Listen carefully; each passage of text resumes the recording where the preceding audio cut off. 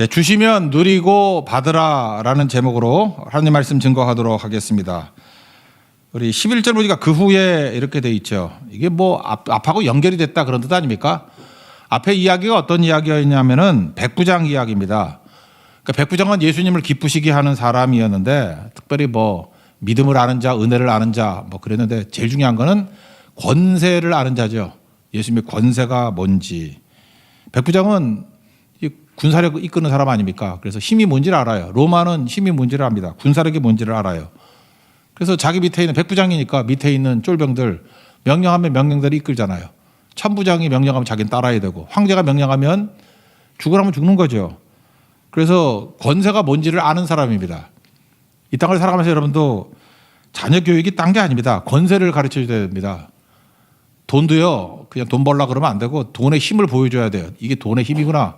사람 죽이고 살릴 수도 있고 악한 데도 쓸 수 있고 좋은 데도 쓸 수 있고 나쁜 놈을 막을 수도 있고 뭐 이렇게 쓸 수도 힘이 있거든요. 아, 돈이 힘이 있구나 그걸 알아야 돈을 왜 버는지를 알죠. 그걸 하나도 가르쳐 주지도 않고 그냥 뭐 벌라 그러니까 애들이 딴 데 가서 놀죠. 힘을 알면은 힘을 가지려 그러거든요. 지식의 힘도 마찬가지죠. 지식이 뭐 앉아서 노는 게 힘인지 아세요? 지식이 얼마나 큰 힘이 있는데. 지식의 힘이 뭔지를 알려주고 그 지식의 힘을 알려주는 게 뭐냐 하면 지식이 없을 때 망하는 걸 보여주면 돼요. 아주 큰 공경에 처하게 만들면 아, 깡통이면 이렇게 힘든 거구나. 그게 지식의 힘이에요. 하여튼 힘이 뭔지를 알아야 된다는 것입니다. 그래서 이 뜬구름 잡는 유대인들보다 이 로마 백부장은 힘이 뭔지를 알고 있었어요. 그래서 예수님의 모습을 힘의 관점에서 봤다고요. 저분은 권세 있는 분이구나. 그래서 질병 정도는 이거 명령만 하면 되는 거다. 그래서 친히 우리 집 오실 필요 없습니다. 그래서 예수님의 권세로 질병을 물리친다는 것을 믿고 실제로 현재화시켰죠. 그 후에라는 것입니다. 그래서 지금 누가복음 기자는 이 내용을 지금 확장시키고 있는 거예요. 예수님의 권세, 말 나온 김에 끝까지 한번 가보자 그런 거죠. 예수님의 권세는 질병을 고칠 뿐만 아니라 어디까지 가느냐? 죽음의 문제까지도 해결할 수 있다. 그래서 나인성 과부의 이야기로 연결이 된다라는 것입니다. 예수님의 권세는 종합해 보면 다른 그 무엇도 해결하지 못하는 세 가지를 해결한다니까요. 첫째, 죄 문제를 해결합니다. 우리 죄는요, 예수님만 해결할 수 있어요. 그래서 예수님의 십자가의 보혈의 피를 의지하면 죄가 씻김 받습니다. 믿습니까? 그게 성도예요. 우리 그 살 길이라고. 또 예수님은 죽음의 문제를 해결합니다. 여기 나오잖아요. 죽음. 영원한 죽음을 이길 수 있는 힘이 예수님께 있습니다. 사망 권세를 깨버리셨다는 거예요. 우리에게 부활이 있습니다. 그게 예수님의 권세예요. 그리고 마지막에 어떻게든 간에 죽고 난 다음에 하나님의 심판대 앞에 서거든요. 사람의 청문회 앞에서도 꼼짝을 못 하는데 심판대 앞에 서 있으면 꼼짝을 못 하잖아요. 근데 예수님이 심판을 통과하게 만드십니다. 천국 가게 만드신다는 거예요. 그러니까 예수님의 권세, 죄, 죽음, 심판 이게 종합적으로 알 수 있는 거죠. 예수님의 권세가 무엇인지를 아는 것, 이게 오늘 이 관점이라는 것입니다. 두 가지 주인공이 나오잖아요. 나인성 과부와 예수님. 이분이 누군지 하는 캐릭터, 이 캐릭터를 좀 분석을 했으면 좋겠는데 이 나인성 과부는요. 나예요, 나. 이걸 나라고 생각하세요. 또는 크리스찬 또는 교회 이렇게 얘기하는 게 맞습니다. 성경을 보면요. 여자란 무엇인가?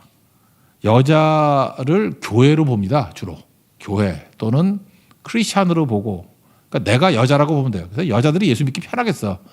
여자가 여자로 여기는 게 뭐 힘들겠어. 근데 남자는 여자가 아니기 때문에 여자가 되는 게 참 쉽지가 않아요. 그래서 여성이 됐다라고 이해하는 게 되게 중요한 건데 예수님이 신랑이라 그러고 우리를 뭐라 그래요? 신부라 그러죠. 여자들은 신부라는 게 감이 오지만 남자는 신부라는 게 잘 감이 안 오잖아요. 근데 교회가 크리스찬이 신부다 그렇게 얘기를 합니다. 특별히 요한계시록 12장 같은 데 보면은 그 여자가 나오죠. 거기서 여자가 나오는데 고난당하는 여자가 나와요. 근데 그 여자가 교회잖아요. 교회. 정확히 교회를 말하고 있습니다. 그래서 요한계시록 12장 5절 하나 읽어보면 여자가 아들을 낳으니 그게 예수님이죠. 이는 장차 철장으로 만국을 다스릴 남자라. 그 아이를 하나님 앞과 그 보좌 앞에로 올려가더라. 뭐 1절부터 쭉 나와요. 계속. 그러니까 여자는 교회입니다. 크리스찬 또 나다 이렇게 말할 수 있고 결혼 주례할 때마다 많이 보는 성경이 에베소서 5장이죠. 5장에 남편에 관한 거, 아내에 관한 거, 뭐 남편은 아내 사랑하라 그러잖아요. 어떻게? 그리스도께서 하신 것 같이 사랑하래요. 죽도록 사랑하라 그런 얘기죠. 여자는 또 남자를 존경하래요. 존중하래요. 그죠? 그런 거. 그래서 남편의 모습, 아내의 모습을 쭉 설명하고 난 다음에 에베소 5장 31절에 사람이 부모를 따라 그 아내와 합하여 둘이 한 육체가 될 거다. 창세기 말씀을 인용하시면서 마지막 이렇게 얘기를 합니다. 이 비밀이 크도다. 나는 교회와 그리스도와 교회에 대하여 말하노라. 그러니까 남편과 아내 얘기를 쭉 하고 난 다음에 덧붙이기를 뭐라 그래요. 이 남편과 아내의 모습이 그리스도와 교회의 관계하고 똑같다. 그런 얘기를 하고 있잖아요. 그러니까 뭐예요? 그리스도가 신랑이고 교회는 신부다. 남편이 그리스도고 아내가 교회다. 그래 나라는 얘기죠. 그런 의미에서 나인성 과부를 나라고 이렇게 대입시켜서 보면 좋아요. 그 나인성 과부가 교회라고 대입시켜서 보면 정확하다고 생각을 합니다. 이 나인성 과부니까 두 가지 내용을 살필 수 있겠죠. 첫째는 과부. 예수님 당시에 과부는 어떤 모습이었습니까? 뭐 말 그대로 남편이 없는 거죠. 남편이 없는 것으로 그치는 게 아니고 요즘에는 과부도 센 과부가 많은데 이 당시에는 경제적인 자립이 안 되는 과부예요. 그리고 법적 효력이 없는 과부입니다. 그러니까 위험에 노출돼 있고 답답하고 막막하고 한마디로 말해서 답이 없는 존재, 과부입니다. 그래서 제일 어려운 사람을 뭐라 하냐? 고아와 과부, 나그네 이렇게 얘기하잖아요. 그러니까 과부는 힘없는 존재고 아무런 보호를 받지 못하는 존재. 그런데 소망이 있죠. 독자가 있었습니다. 아들이 있었는데 이 아들이 크면은 남자가 되니까 자기의 보호해 줄 사람이 될 수도 있는 거죠. 희망이 있죠. 근데 그 독자가 의지할 대상 희망인데 죽었습니다. 그러니까 무슨 얘기예요? 과부인데 아무 희망 가질 데가 없는 약하고 무력하고 취약한 존재가 되었다. 이게 교회죠. 이게 우리 모습이라는 것입니다. 우리 그렇죠. 약한데 희망도 없어요. 그게 나고 크리스찬이고 교회의 모습이다. 이걸 전제를 했으면 좋겠어요. 지금도 주님 앞에 서 있는 진짜 정직한 백성이라 그러면 우리가 무슨 답이 있습니까? 소망도 없고 죄인이고 노력해도 안 되잖아요. 그죠? 우린 알잖아요. 내 모습이 얼마나 거지 같은지. 그리고 희망도 없습니다. 그게 내 모습이고 교회예요. 언제나 교회는 그렇습니다.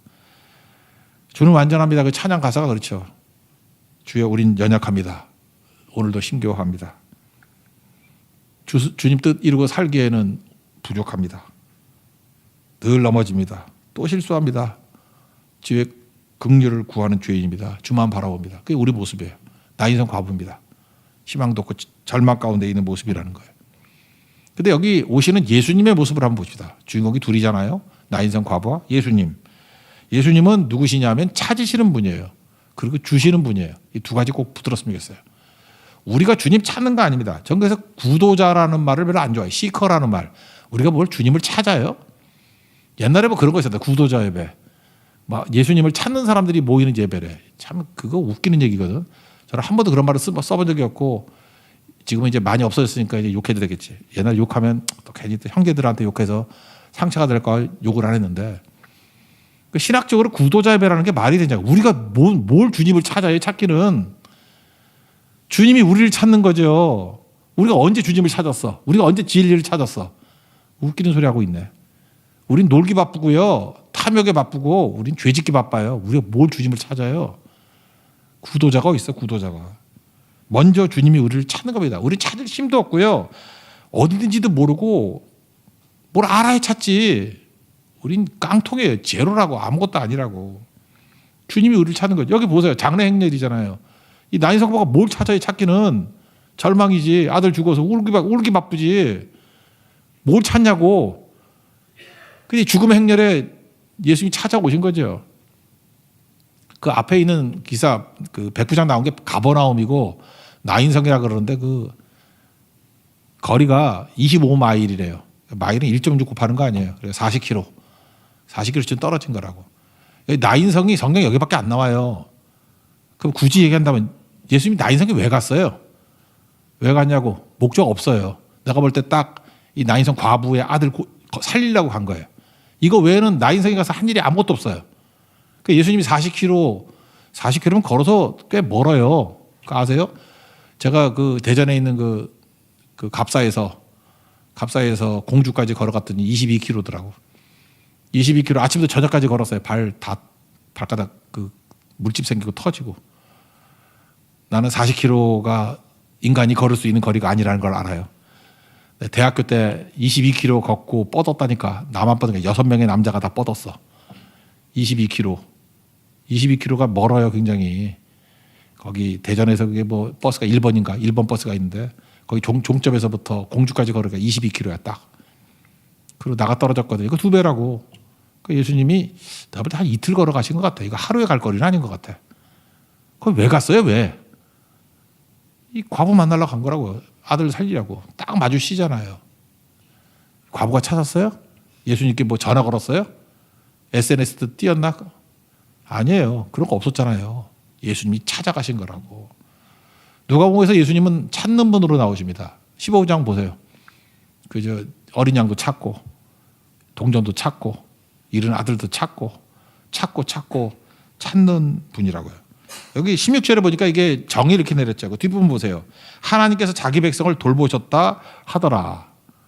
돌보셨다 그러니까 뭐 케어링했다 뭐 그런 뜻으로 보이는데 NLT를 보면요. NLT를 보면은 God has visited his people today 이렇게 돼 있어요.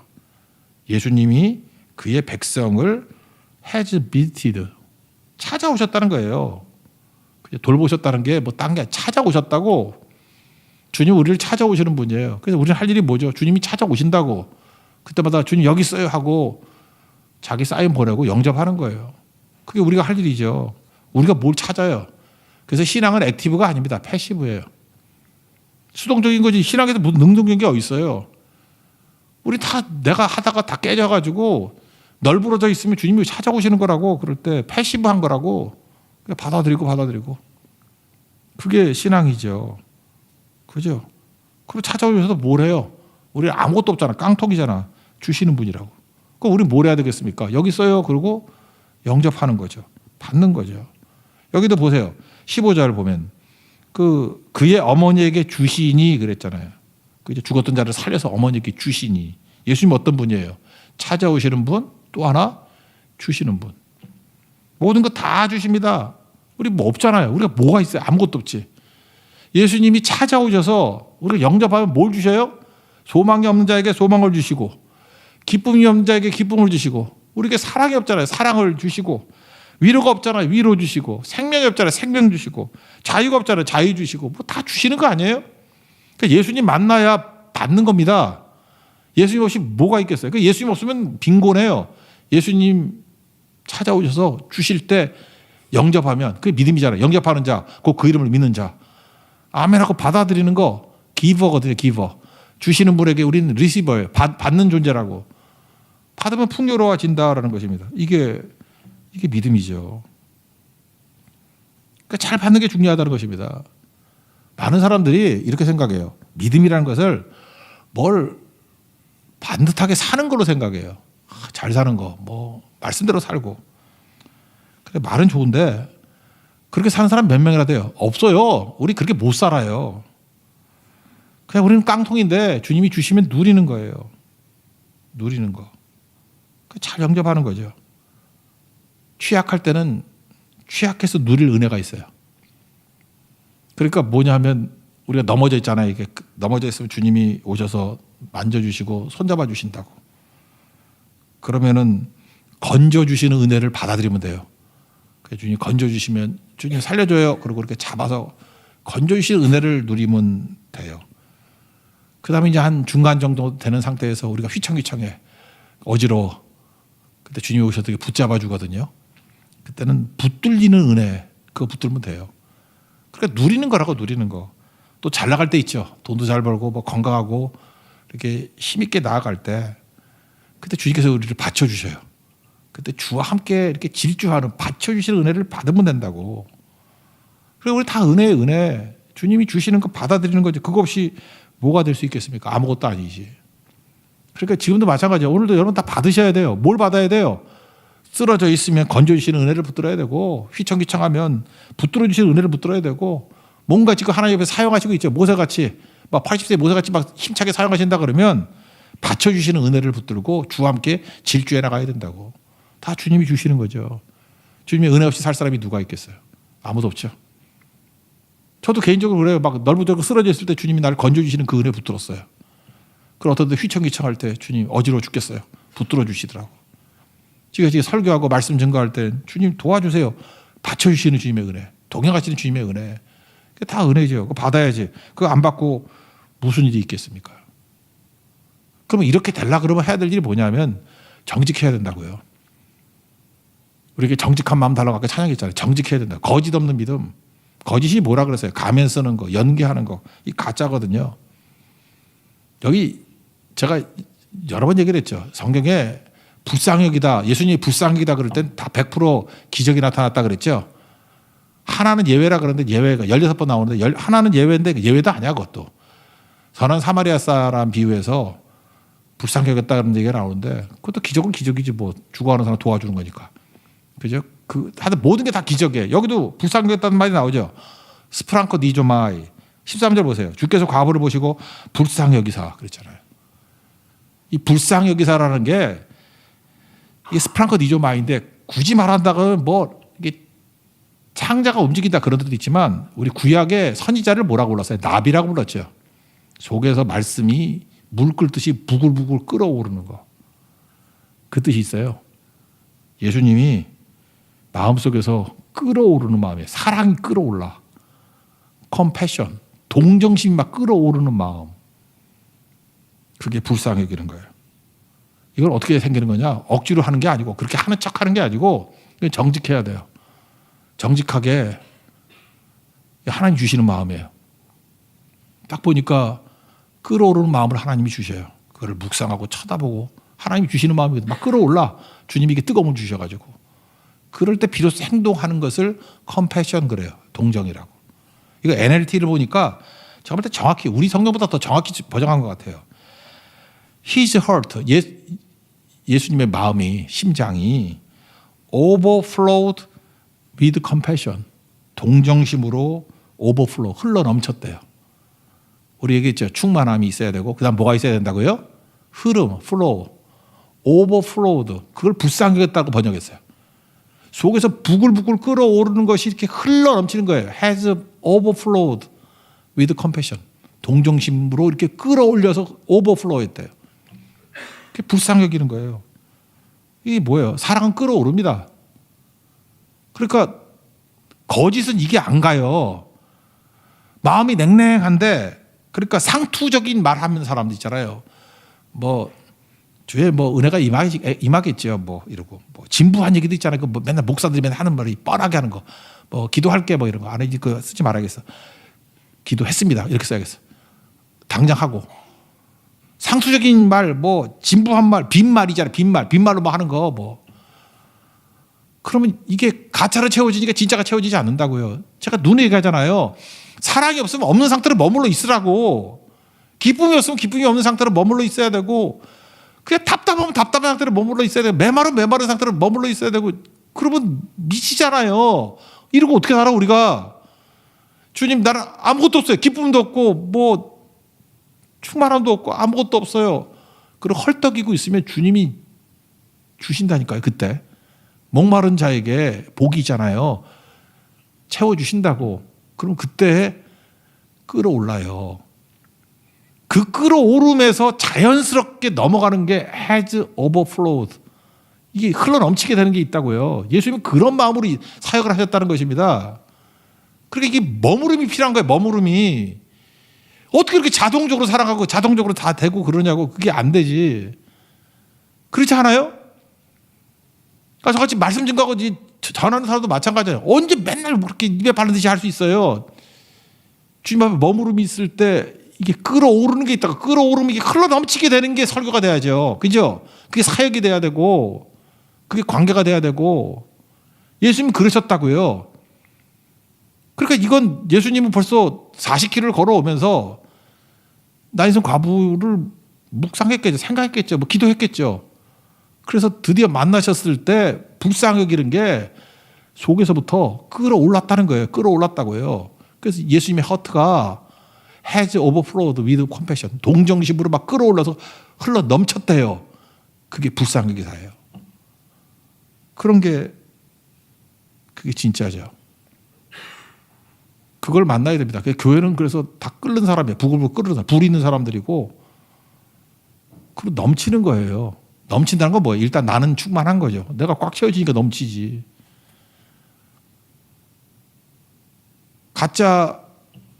가짜는 그냥 가만히 계세요. 잠깐만 진짜인 척하지 말고. 사랑 있는 척하면 안 되죠. 사랑이 없으면 없는 대로 있어야죠. 뜨거움이 없으면 뜨거움이 없는 대로 있어야죠. 믿음이 없으면 믿음이 없는 상태로 있어야죠. 그래야 하나님이 진짜를 채워줄 거 아니에요. 잠깐 가짜로 채우면 어떡하냐고. 가짜로 대체하면 안 되죠. 예수님이 그 말씀을 하고 있는 거예요. 그래서 제가 볼 때 나인성 과부 좋은 건 그거예요. 가짜로 채우지는 않잖아요. 절망은 절망 상태로 있잖아요. 죽음은 죽은 상태로 있잖아요. 그러니까 생명 대신 예수님이 찾아오시고 주시잖아요. 우리가 그냥 정직하게 있어야, 거짓 없는 믿음과 거짓 없는 사랑으로 그냥 있어야 진짜 생명 되시고 사랑 되신 예수님이 오셔서 찾아오셔서 기버 주시잖아요. 우린 뭘 하면 돼요? 받아 누리기만 하면 된다고. 이게 믿음입니다. 믿음. 이거 아니면 안 되죠. 이거 뭘로 할 수 있냐면요, 가짜는 오래 못 가요. 예수님께 끓어오르는 사랑이 오버플로우 돼서 우리 가운데 이렇게 임하게 되면 그 힘으로 사는 거예요. 우리 보통 그런 얘기하죠. 사람들이 뭐 일을 할 때 열정을 가져야 된다. 그 열정이 어떻게 생기죠? 열정이 뭐 딴 거 아니고 사랑 아니에요. 사랑. 여러분 뭐 일해보죠. 돈 벌고 뭐 직장 무슨 직업을 갖든지 간에 우리 젊은이들 잘 들어봐요. 세상에 쉬운 일 하나도 없습니다. 뭘 해도 어려워요. 요즘에 논문 쓰시는 분 있죠. 논문 쉬워요? 내가 자꾸 쉽다 그랬지만 안 쉬워요. 되게 어려워. 하여튼 세상에 쉬운 일 하나도 없어. 하다못해 게임도 제대로 해봐. 게임도 어려워. 그것도. 제가 대학교 1학년 때 그 타이핑 하는 거 내가 1등이었는데 그 노력 엄청 했어요. 그거 쉽지 않아. 뭐든지 세상에 쉬운 일 하나도 없어요. 하나도 없고 뭐든지 지임장벽이라는 게 다 있어요. 쉽지 않아. 세상이 쉽지 않아요. 근데 이 바보들은 왜 그걸 못하는지 알아요? 사랑이 없어서 그래요. 사랑 없으면 다 포기하고 어려운 거 안 해요. 근데 어떤 사람들은 어려운데도 해요. 힘든데도 해요. 잠 못 자고도 해요. 왜 하죠? 사랑하면 해요. 그래서 여자분들이 엄마 되면 하잖아. 그 애 징글징글한 애 키우잖아. 저는 못 키워요. 나는 안 돼. 그 정도까지는 안 돼. 근데 제가 엄마가 되면 키워요. 사랑하면 키워요. 사랑하면. 목회도 마찬가지입니다. 성도 뭐 죄송합니다. 진짜 사랑하거든요. 사랑하니까 이게 뭐 눈이 작아도 나와가서 새벽기도 나오고 계속 말씀 준비하고 사랑하니까 하는 거지. 사랑 안 하면 이거 뭘 하겠어? 내 여러분들 미워 죽는다 그러면 내가 설교 준비하겠어? 했던 거 또 하고 나 설교 쌓인 거 되게 많아요. 뭐 했던 거 또 한다고 여러분 알겠어? 뭐 여러분 머리에 식은밥 뭐 익혀줘도 되고 뭐 아니면 햇반 뭐 해줘도 알아? 근데 그런 거 있잖아요. 사랑하면 그렇게 안 돼요. 좋은 거 주고 최종까지 가요. 그래서 사랑이 그게 중요한 거라고. 그러니까 예수님이 사랑 아니면 nothing이라고 그러잖아요. 아무것도 아니라고.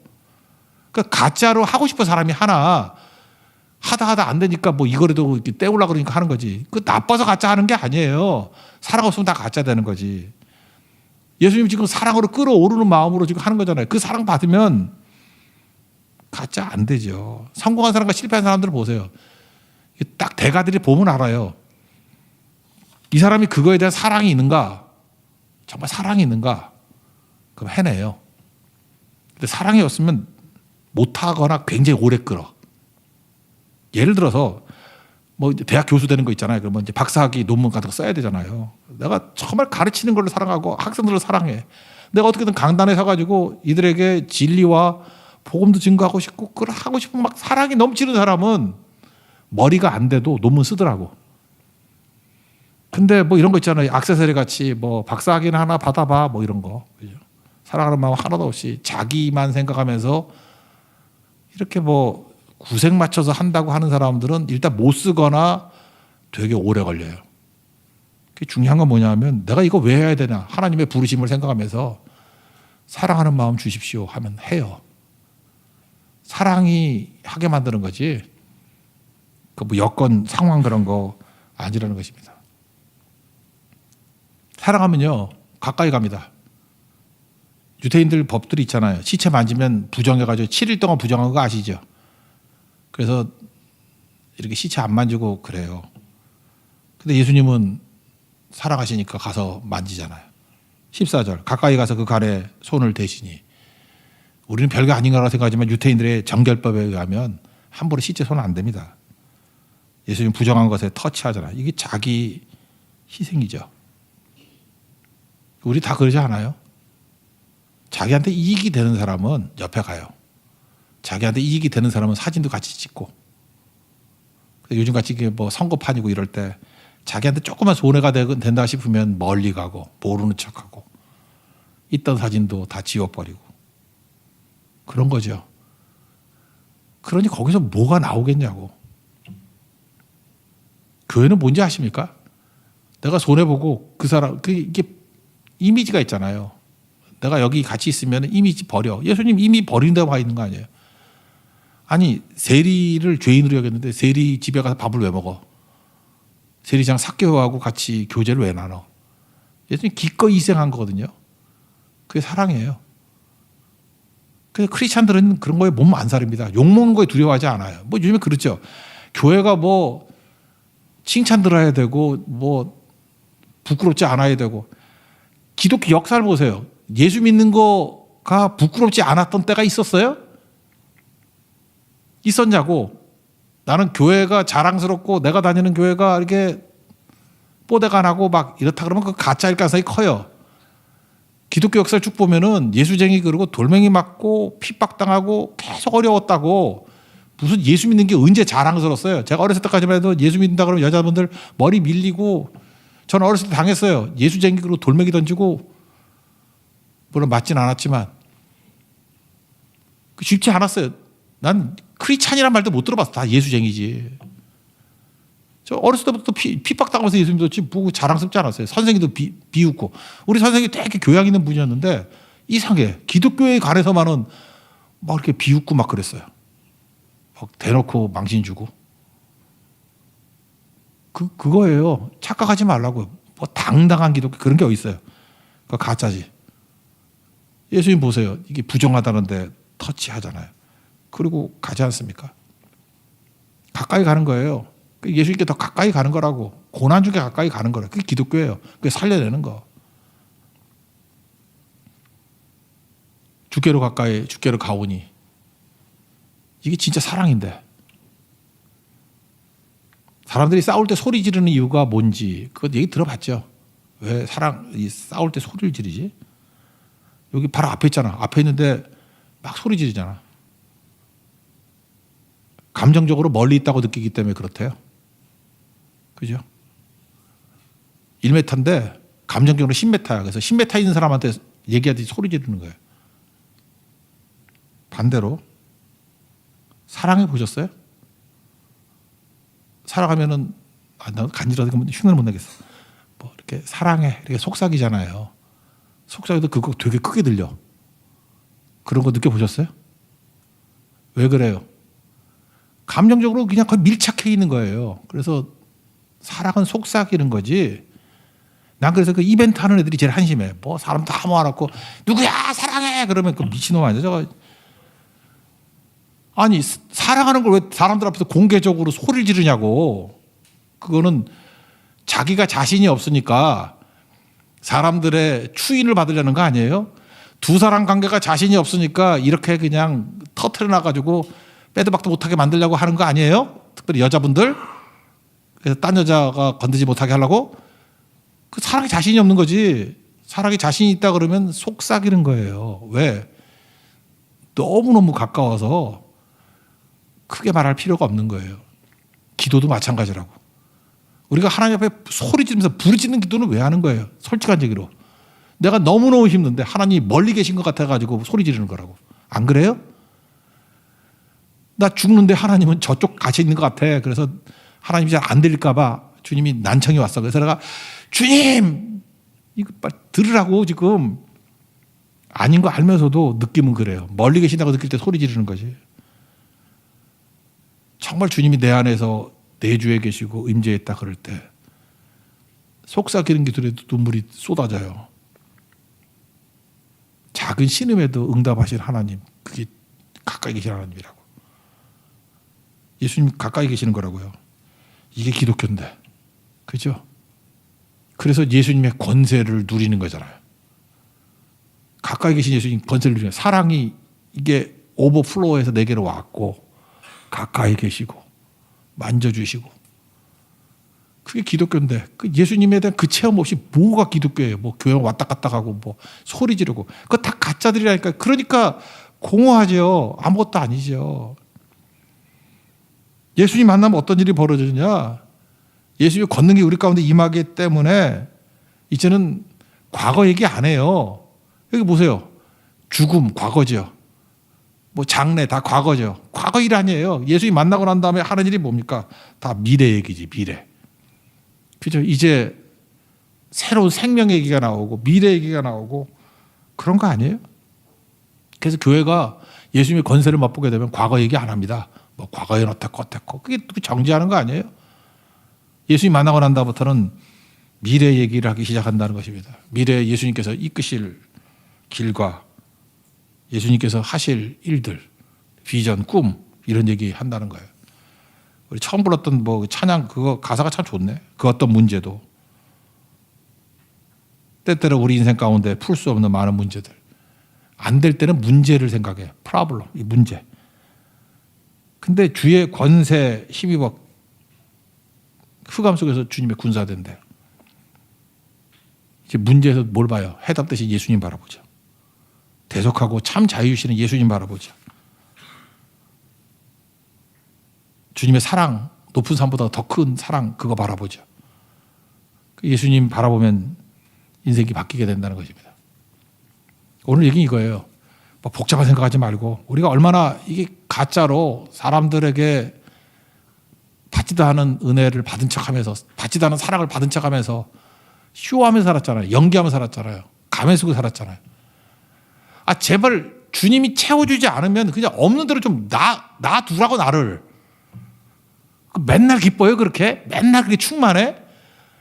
이게 좀 놔두라고, 놔둬서 이렇게 사막 같은 모습이 있어야지. 의에 줄이고 목마름이 있어야 돼요. 그때 주님이 찾아오시고 주시는 은혜를 체험하게 된다고. 우리 인생에도 이게 장래 행렬이 좀 있어야 돼. 이게 다 죽습니다 하고, 그때 예수님을 만나고 나면 그것이 생명의 행렬로 바뀌게 되잖아요. 쿰하고 일어나게 되고. 그게 진짜 부흥입니다. 우리 예배 가운데 그런 부흥과 은혜를 맛보는 교회와 우리 성도들 되기를 원합니다. 내가 나 인생 과부입니다. 예수님 만나서 새 생명 얻고 일어설 수 있는 우리 하나님의 거룩한 종 되기를 축원합니다.